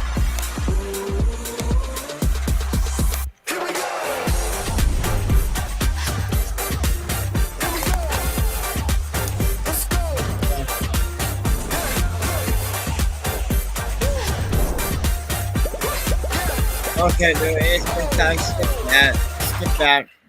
So from that day forward, I knew we were exclusive. It wasn't the best way to ask, but apparently he was too good to, respectfully ask me. And by the way, I also want to say the second I signed to him and gave him, access to my accounts and all of this stuff, the disrespect started showing. Like, he was not as respectful as he was in the beginning. A dinner, you could forget about it. We never went on dates. We never did anything like how we did in the past. He was strictly just, content. So I was like, how do you keep up with all of this stuff? Like, I'm exhausted. Like, how does your life, like, how do you continue to do this? And he was like, it's Adderall. Like, you should try. He was like, you will be successful. I'm not proud of it at all, but I had a horrible Adderall addiction dating him because of him telling me I needed to keep up with him. And also, it's like when Jack's face is somewhere, I was always there. I had to keep up with him without that substance. And when I did that, I felt more motivated, and it gave me a feeling. I'm not on it anymore, thankfully, but that ruined my life. I couldn't function without it. It became... So when he did it, you would do it? When he did it, I would do it. Every morning before I could even eat breakfast, I did it because we needed to go downstairs and film as soon as, we woke up. We had no time to eat. He hated when people ate. He would get mad at people when we were eating and saying we were wasting time and we needed to focus on content and we're taking too long to eat. So I went through a very long period with just not eating and just waking up and taking Adderall. And I weighed 140 pounds when I moved down to Florida. I wasn't eating for like a week at a time.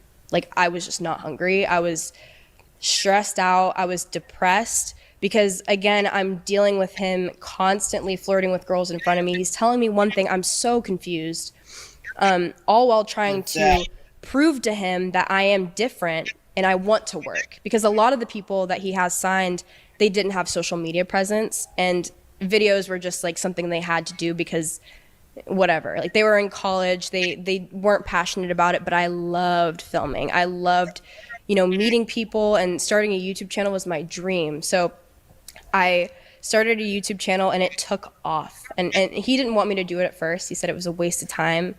Looking back, I'm so, so grateful and thankful that I had people around me that really wanted me to do it as well. His employees really pushed me, which was my filmers and all that stuff. And they made it possible for me to do that. And, within the first month of me starting YouTube, I gained 1 million followers. And that was something I was so proud of. And I felt like him seeing that would also just like, I was craving something, and I just wanted him to see how successful I was. Yeah, I wanted validation, and I think that's a lot of the reason why I was very motivated. Not only because I wanted to do it for myself, but I was like proving to him. I want to prove to him that I'm a hard worker and that I'm here for him, and I want to, create this amazing thing for us where you make money and I make money. Like an empire. You want to build an empire with him. Absolutely, and that was what my mindset was. But within the first month of me starting OnlyFans, a brand new thing started happening for him, and that was streaming. And instead of, him pulling out a camera and filming a few minutes of his day, it started to become for 24 hours long. He'd have a camera, and then it would be 36 hours, and it would be really long live streams.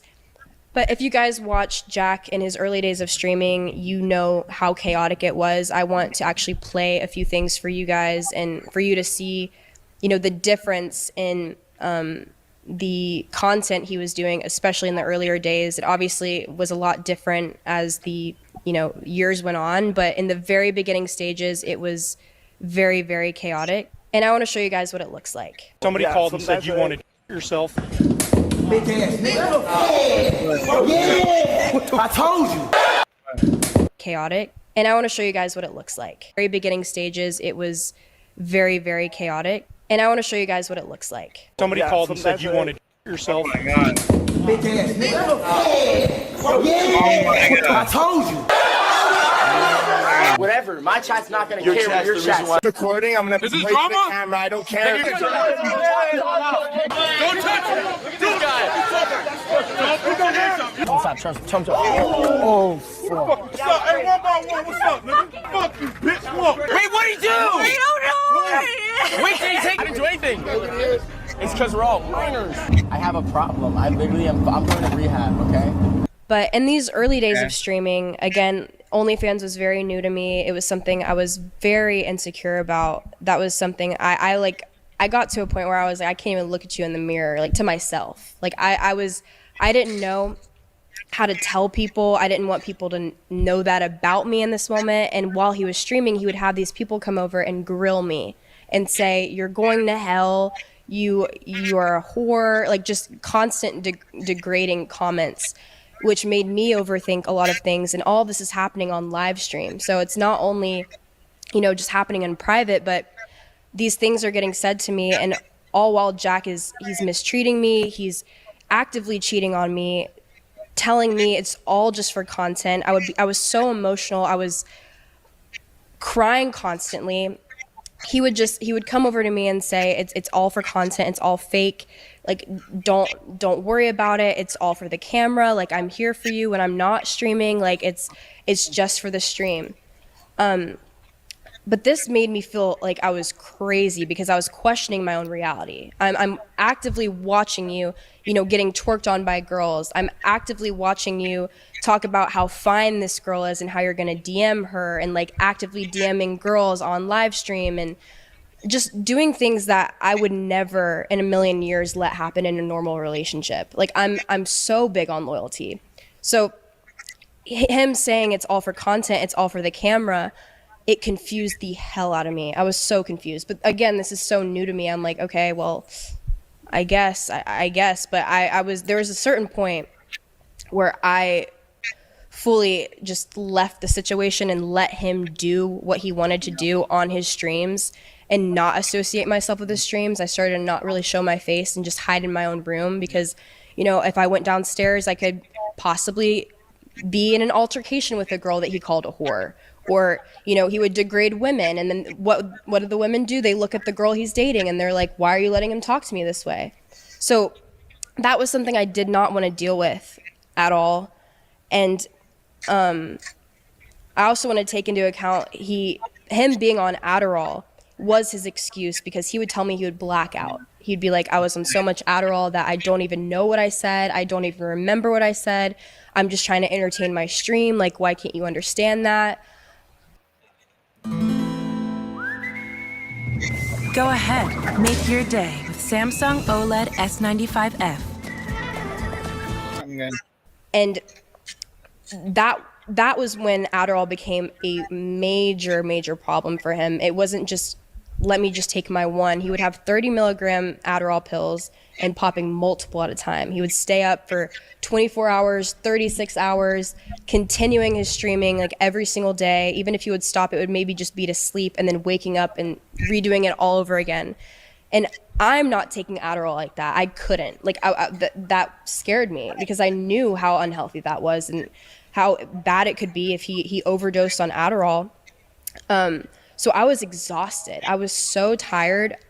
I look back at pictures and videos of me during that time and like my dark circles, like I need my sleep. And especially in those moments when I'm already stressed out and you know, the lack of sleep, I really felt like I was going crazy. And me and Michelle and, you know, we were the only two girls that were really in the house living there like full time, because a lot of people, you know, would go back and forth to other places, but her and I would just, you know, be with each other the entire time and just, you know, be like, I wish this wasn't happening in our house. Like, I wish I could have peace. I wish I could have, you know, be able to go downstairs and sit on the couch and have a nice dinner, but it was not that. And his whole entire life turned into streaming every single day, 24/7. And it wasn't him being nice to me. It was constant disrespect. And that was something that was very, very new. Like, I was like confused. I'm like, where did the person I met go? Like, where did the person go that stood up for me and made me feel safe? And, you know, but again, this is all masked because he said it was just for content. But some of the worst things happened to me. Not everything was caught on camera that happened, but a big chunk of things were filmed when I didn't even want them to be filmed. A lot of emotional things happened to me, traumatic events. One of them being he flipped an entire golf cart on top of me on purpose, and it was for a clip. I know that because he was trying his best to flip it. And you can see in the footage, the only thing that he was looking for was the camera to see if they got it. I want to insert that clip and show you guys what had happened.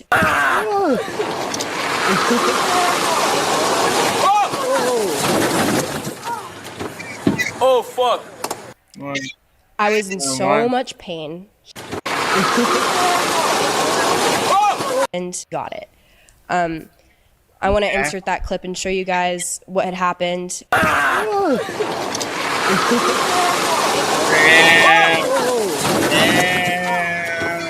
Oh, fuck. I was in so much pain. He thought it was not that big of a deal.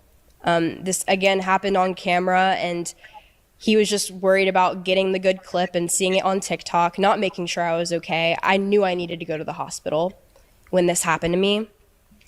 But he had prior obligations to go on a yacht with Antonio Brown, so it wasn't a priority. I was like, Jack, I need to go to the hospital. I was crying. I couldn't even walk. My back was so bruised up, and like my whole entire spine was just bruised. And my neck, it had hit my neck. It literally could have killed me. The way it fell on top of me, it fell on my side. The back of the cart went at the back of my neck, and I crunched over, and then it hit my back. He said that he thought it broke my neck. And I'm like, if you really thought that and you're like not worried about me, that's insane. He tells me like he's going to end stream. He's not going to go on the boat. And I have all of the people that were with him, Antonio Brown included, just saying like, oh, you're going to be fine. Like, just go on the boat. You need a massage. And I was like, that's not what I need. I was like, I need to go to the doctor. I need to go to the hospital. My parents were texting me because they were watching live. At this point, you know, my parents were very supportive of my life and trying to, you know, be involved. But the things they were seeing, they were just like, are you okay? Like, what's going on over there? Is he treating you good? And I would just say, Mom and Dad, it's for content. Like, that's his thing. Like, he wants to look crazy and like crazy things happen, but he's really good off camera. He wasn't amazing off camera, but I told my parents that because I knew they would be like, come home. Like, if he's not treating you good, come home. So I wasn't really honest. But we end up going into the Sprinter van. We're about to leave, and we didn't leave for probably over an hour because they were trying to get Jack to not end his stream and not take me to the hospital, but to just go on the boat. I waited in the Sprinter van, and he decided to go on the yacht. He told me to wait and that he would only be 30 minutes. I was laying face down on the back seats because I couldn't sit down properly. I couldn't even lay. So I was literally on my stomach waiting for him, crying. And his filmer at the time was like, I'm so pissed. Like, he is horrible for this. Like, you need to go to the fucking hospital. Like, I can't believe he's doing this right now. Like, he was really, really upset.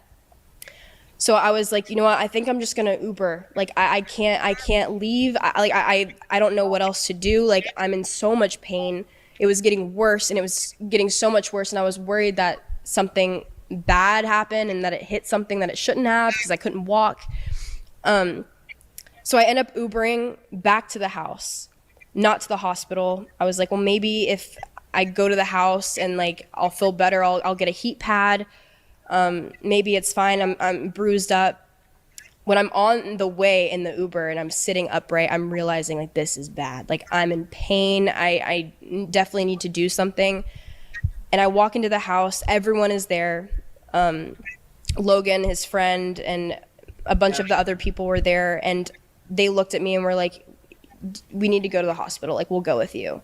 So they were kind enough and realized, you know, they watched it live and they were really pissed off at him for acting that way and, you know, not caring about my well-being and not making sure I was okay. They ended up Ubering with me to the hospital. And when I went, Jack had met me there and he had a camera and he was filming me. I was so embarrassed because I'm like, I'm in the hospital, you're filming all of these things. He was like, you're the baddest one in the hospital on video. And I was like, I'm just not in the mood for this. But he was filming and they gave me medicine and I went back home. I was in bed for about a week and, you know, I was back to normal. But his joke, I guess, of everything, he bought a golf cart the day after it happened and then surprised me with it for a video. And it was like all just a joke and funny to him. But I was like, I just remember like, I'm never getting on a freaking golf cart with you ever again. Like, just not happening. That was one huge thing that happened on camera. And then I think another huge thing was me getting robbed at gunpoint in Compton, which you know that. Yeah, that was something that changed my life. Like, I think to this day, I still say like a few years were shaved off that day because I thought it was over. I remember this day, they were going to a takeover. Jack was, you know, streaming and he had his friend Mickey Mace. We were, you know, planning to go to this takeover. I had no idea what a takeover was. Like, I don't know if, like, you probably knew what it was. I thought it was an event. Like, I thought, like, DJs would be there, and, like, it wasn't that at all. Not at all. We end up going. Yeah, it's in Compton. Yeah, at midnight. So I went. I wore all my jewelry. Dumb. I didn't know. I truly. We had security guards. We had 2 security guards. Mickey Mace was saying, like, you know, we're all gonna be okay. Like, it's gonna be fine. We end up getting there. And as soon as I get out of the car, I realize I don't belong here. Like, this place is not where I want to be. Like, people were, you know, talking and yelling and saying, you don't belong here. Like, you need to go back home or like whatever, like creeping me out. They're like, get in my car, like yelling from their cars.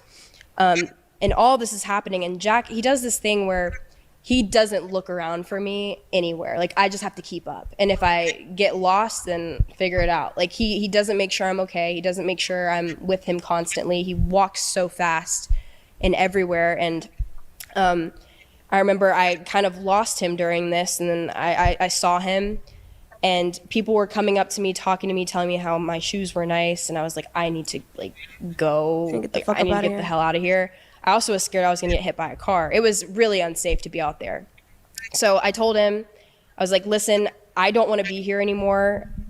I think it's extremely dangerous. I want to go back home. And they were like, well, we're going to go to like a few more. So we end up going to the second takeover spot because if you don't know how a takeover works, it's you start in one spot and then once it gets, you know, what are you doing? Too crazy. Drifting cars? They're drifting. They're stolen cars. They steal cars and then they drift them in the main street. And like people were hit. I saw someone get hit. It was really freaking, it was awful. But what's the next spot? The next spot is just wherever everyone goes because the police will come in, shut everything down. There were helicopters everywhere, so many police officers. But when you're in a group of people like that, there were hundreds and hundreds and hundreds of people, probably thousands. And there's nothing you can do in that situation. Like as a police officer, like the only thing you can do is like just show up with your lights and then everyone's running to the next spot. And oh, so they like get caught, move, get caught, move. Yes. And it just keeps going? It keeps going. So we went to the second takeover spot. I get out for a second, it instantly like gets shut down, and then I go into the sprinter, and I told them, I was like, listen, I think the third spot we're going to, people know we're live streaming. This is very dangerous because takeovers, it's not only just stolen cars, it's stolen guns, it's people in masks, people are stealing things because no one's getting caught when you're in this situation. Like, nobody is getting caught because there's so many people, and so many people have masks on, nobody knows. So I told them, I was like, I think I'm gonna stay in the car for the third one. I don't feel safe going out there. The last time I was out there, we had heard gunshots. I'm like, I can't do this. So they're like, okay, well, we'll give you the keys. I'm gonna lock the door. They get out. I tried to tell them just to not go because I really genuinely felt like something bad was gonna happen. And that's where I'm like, always trust your gut. Like, I knew something was gonna happen and something was wrong in that moment. So they leave. I had the keys in my hand and the light was on in the Sprinter van. This is like a big like party bus looking thing. Like, we were not hiding anywhere. Like, we were in a like very out in the open. And I was sitting in my seat and I remember looking up and making eye contact with two guys in shiesties. And I was like, oh, I hope they can't see me. The lights are on in here. I need to figure out how to turn the lights off. So I get up. Yeah, I get up. I turn the lights off. And then I go in the very, very back so that I'm not like near the windshield and they can't see through. And I just laid down. I'm hearing helicopters. I'm hearing gunshots. I'm hearing fireworks. I'm hearing every type of thing. Freaking out. So much anxiety.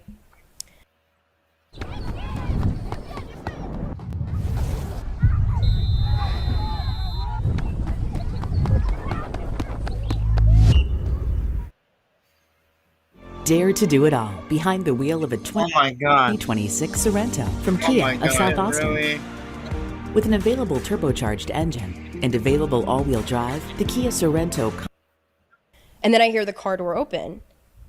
And I pop my head up and I'm like, okay, everyone's back. Like, finally time to go.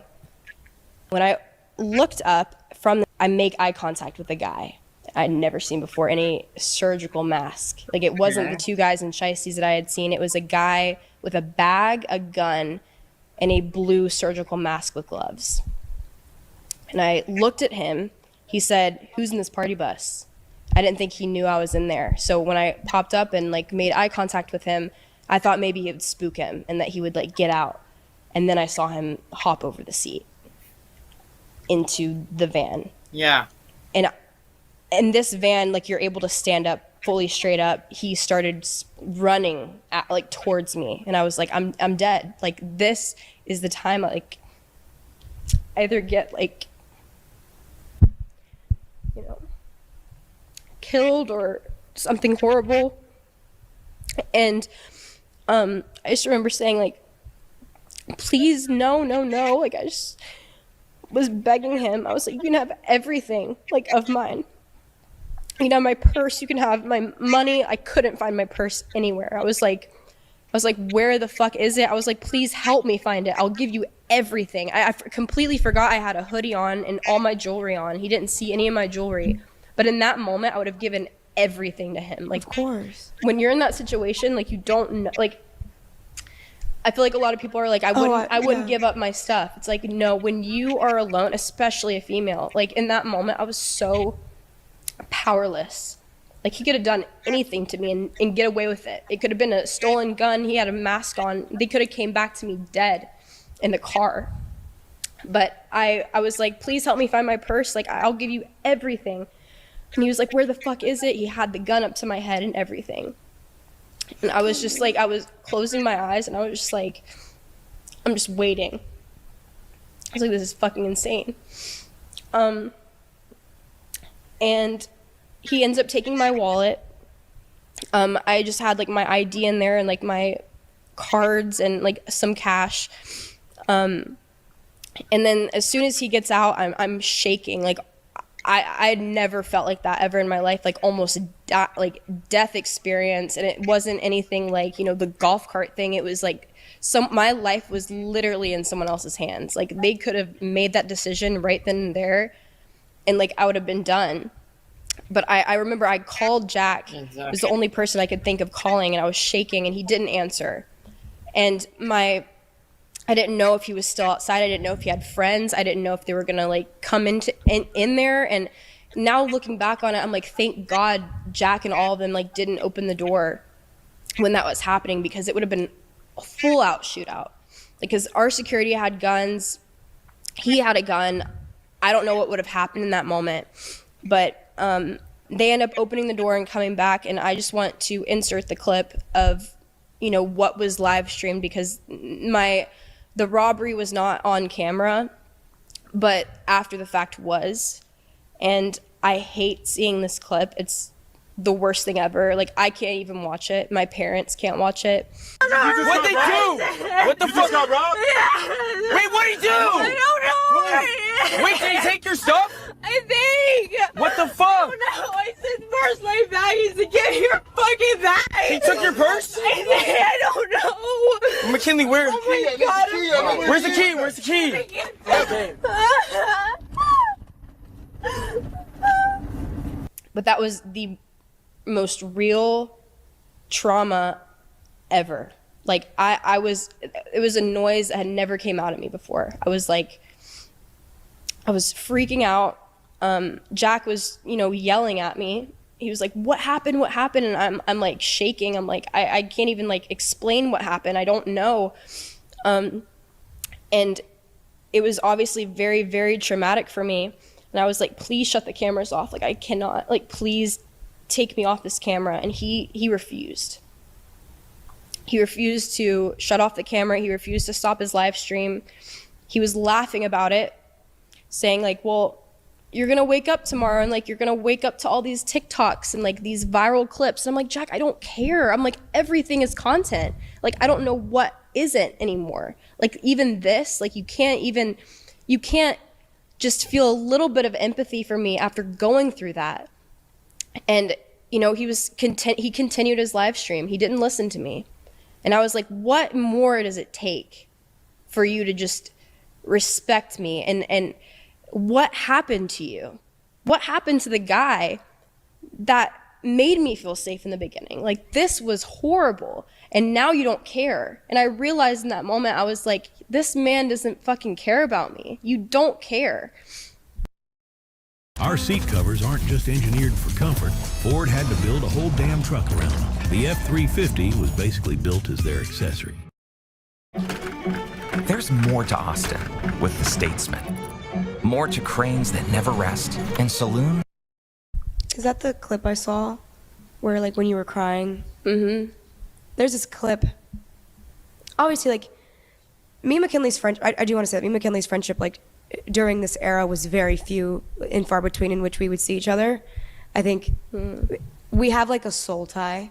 We do. It was always so, it was like I had always seen you, like, when I would see you. It's like I would see her, like, I saw you, you know, for who you were. And you know, it was even going back to, like, you starting OnlyFans, like, it was a shock to me because I knew how badly you stood on business. And yeah, I woke up to a clip of you were, like, sitting in the passenger seat and Mickey Mace was, like, in the back and you were crying. And I remember you were like, can you just turn the cameras off? And he was like, oh, you're gonna be so glad I didn't turn the cameras off when we wake up to all these clips. And I could just see, like, the defeat in your face, just kind of like, I'm not even gonna entertain this. And, like, It's live. But I just started it.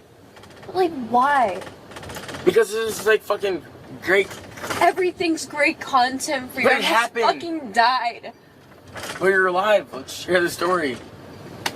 Come on, I thought you agreed Fuck you. to. You're thinking that's okay. Tomorrow, though, you're gonna be so happy But, we like, recorded this. You know that. Maybe record it, but going live again. Because it right gets now, clipped. You're gonna see it on doesn't TikTok. Matter. It doesn't does. fucking matter. I'm doing for this once. Please, I'm asking. Please. If we record it, it makes it easier. yeah, he watched, like, a tear go in between her chest, and she was wearing, like, a tank top, and he was like, oh, zoom in right there, like, That's so W. Like a tear just went down her boobs. Yo, look at how it's going. Her tears going right between her tits. Look at that. That was a hole in one. Is this one going to? Wait, let me aim it. Oh, it's going down her tit too. 2 for 2. Oh, I'm so sorry, but I fucking love you. Come here, stop. You're so hot. Listen, there's nothing to cry about. Yeah, there was like watching that is just like so. I'm a very emotional person. Like I've almost cried a few times, but it's just like that was something that he craved from me. It wasn't, you know, I'm not that person that will be on his live stream like a lot of the other girls and be like, da da da da da, and talking. I cry. I feel things like really deeply. But I want you to know though, like you're not crying because you like to cry. No, I hate crying. Your life almost got taken. Who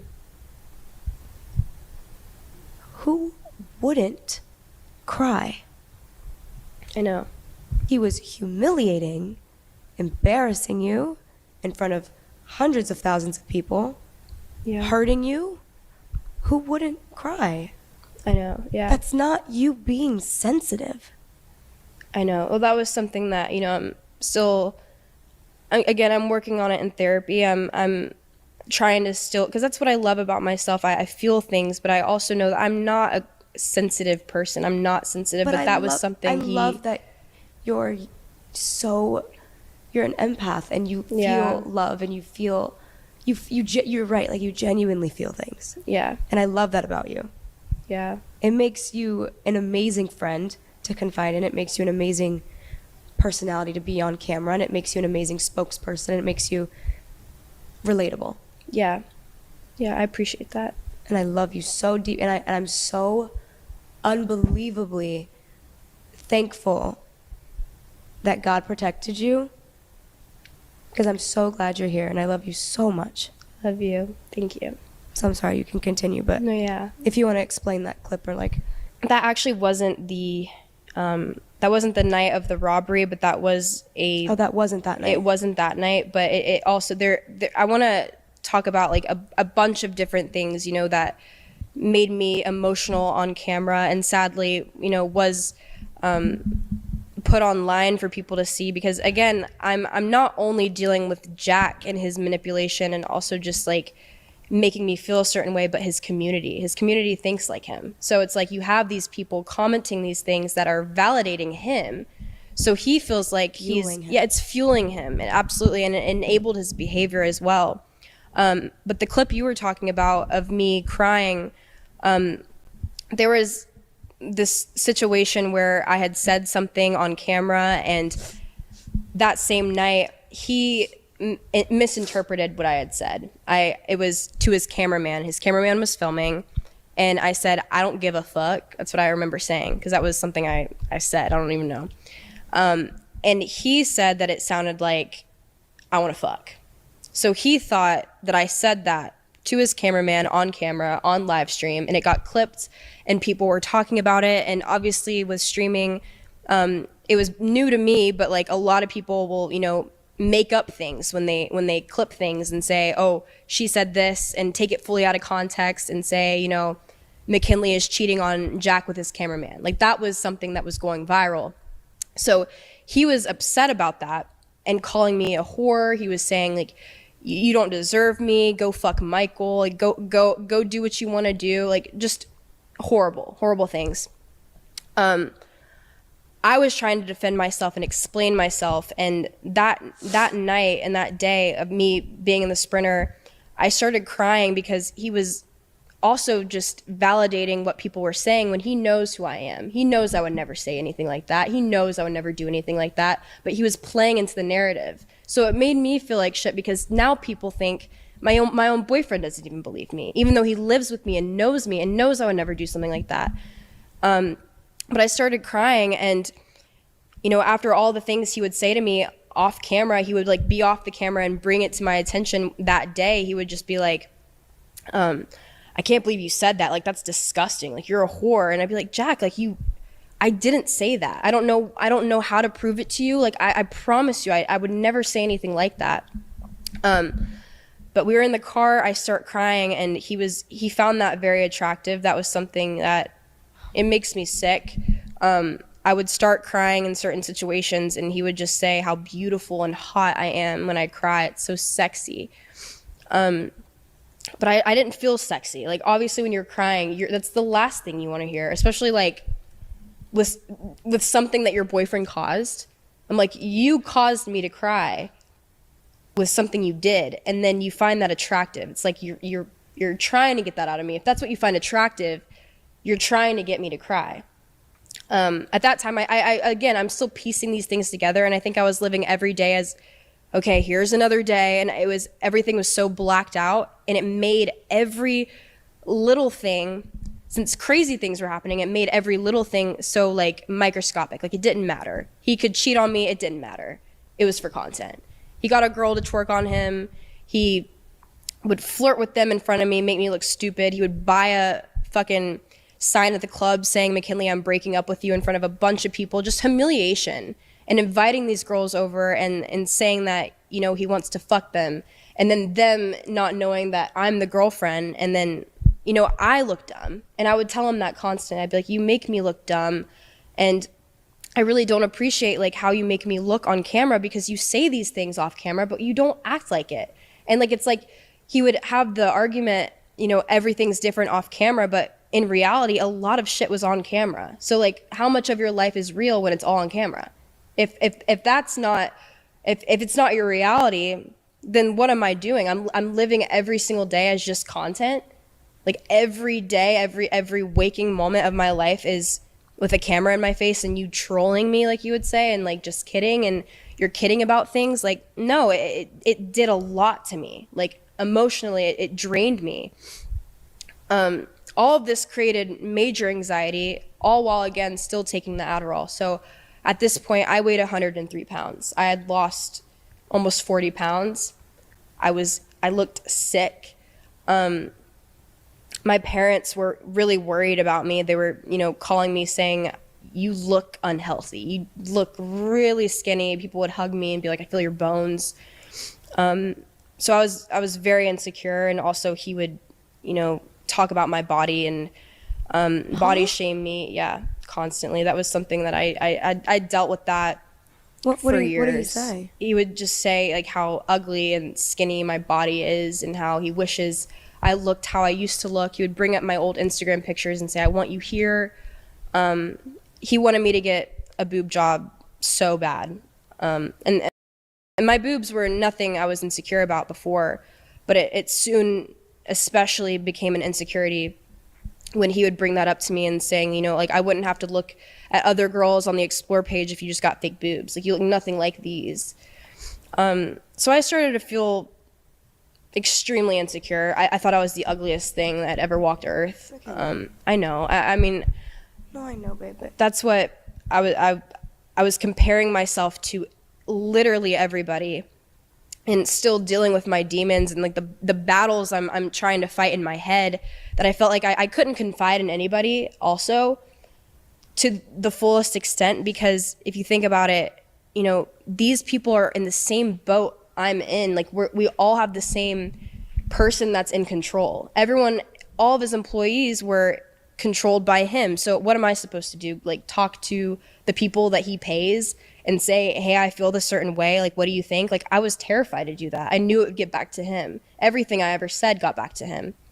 So, our entire relationship from that moment that he started the streaming, he was now like a streamer, like full-time streamer. I do want to add too, like, me and McKinley were friends. Like, we were friends throughout this entire thing. And I think that it's not that we weren't friends while this was happening. It was, I think Jack purposefully isolated us. Yes, I think that on purpose he would say like things like, even to my face, he knew not to fucking say some stupid shit to me, because I don't believe Jack liked me because I never really took his shit and I wasn't tolerant. He couldn't control you. Exactly. Like, I didn't live in the house. When I did, I lived for maybe a month, and then that's how me and Owen met. And then me and Owen just kind of did our own thing, and we would see him few and far between. So I think that the perception that I had of him was very skewed because he could manipulate how he acted around me and Owen. Yeah. And like, I was there for you. I just think he really didn't allow her. Okay, wait. I think he put in your head that I was a bad influence on you, is what I think. Like, I think he would tell you things that weren't true, and it gave you anxiety to text me because like in the past we've talked about it, like he would check your phone, and like, God forbid, I texted you and was like, how is everything? Yeah. And you told me how it was. Like, it wasn't that she didn't want to call me. I think it was just like you were literally scared to. I was. I couldn't, even to my parents. The Frame Pro with wireless One Connect box.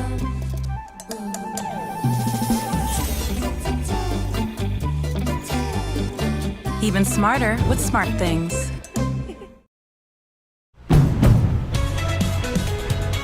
Now's the time for a great deal on the new Honda. Get incredible. I want to also add in that I wasn't talking to my parents during all of this. I was dealing with the horrible relationship, and every time I would be on the phone with my parents, I kept in contact with them. I would never lose contact with them. They're my freaking saviors. Like, I love my parents. I've always been so close to them. I love them so much. So that's why they were confused as to why like I wasn't coming home and I was, there for that long, because I also want to say when I came back from Vegas, I did not go home once. I stayed, because every time I would say I needed to leave, he would actually tell me that he would just cheat on me. And I knew when I went back to Coachella what he had done, and I was like, I don't want him to cheat on me. Like, I'll just stay here. And he instilled that fear in me. I don't know if he would have done that, but it definitely worked. Like, I didn't want to leave. I didn't want to leave his sight because I was like, well, if I leave, then he'll probably cheat on me. And that's not healthy. Like, I'll never do that again. If I feel like I have to be with you constantly to make sure and watch you to make sure you're not doing anything, that's like insane. But he did isolate me and had now financial dominance. Yes. Like, now that the OnlyFans is happening and all these viral, traumatic, fucked up moments were happening, the fear of, okay, well, not only will I lose, it began with, I don't want to lose my friends and my boyfriend, to wait, he has a lot of financial control, to wait, hold on, I just built so much here. Like, if I leave, I'm afraid I'm going to lose everything. Like, I think he'd been instilling that for a from while. the beginning. For sure. He made me always believe that I was very easily replaceable and that I held him back from things. That was something, he was like, I love you and all, but like, I kind of wish I met you like later in life because, I could be out at the club and like with a new girl every day. And I was like, well, I'm not forcing you to be with me. Like, I remember I told him, I was like, you don't have to if that's what you want. Like, I would never want someone to be with me if they didn't want to be with me. And he was like, well, no, I want to be with you. But, that was always a factor. I was really worried about the cheating because he had cheated on me a few times, even throughout our relationship, which I found out like later on in our relationship. And I was fully 100% loyal. And that's what hurt me a lot.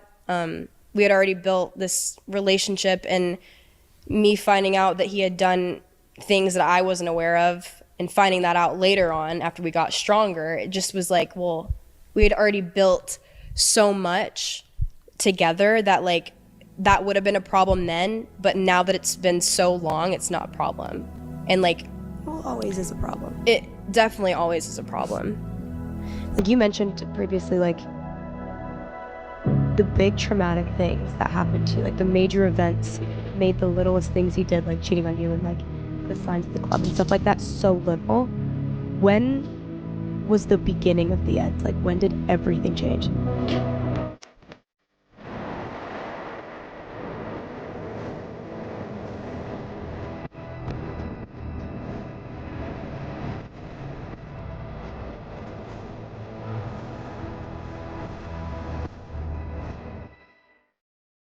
Alright, that was the stream. I'll see you all there in one.